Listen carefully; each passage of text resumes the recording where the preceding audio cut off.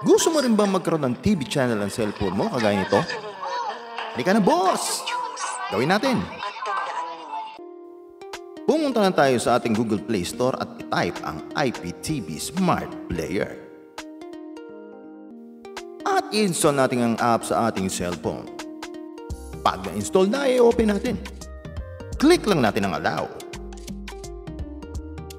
Click continue hanggang umabot ka dun sa dulo.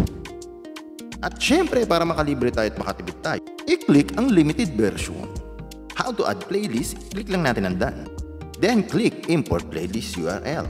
Kung gusto mong basahin ang license agreement, bahala ka sa buhay mong damuho ka at pwede mo ring i-click ang accept. Sa playlist name, ilagay mo kahit anong gusto mo dahil malaki ka na. Para naman sa playlist URL, pumunta kayo sa inyong browser at i-type ang IPTV GTAB.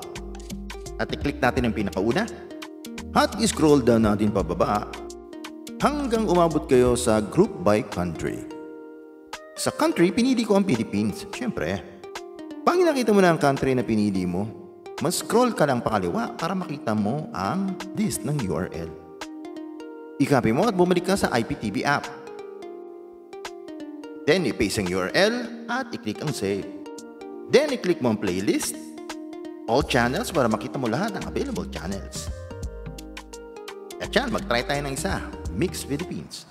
A musician who made his debut like 4 years ago on YouTube. Try naman natin ang Cinema One. Ganyan lang kadali, may TV channel na ang cellphone mo. Bukas ako naman ang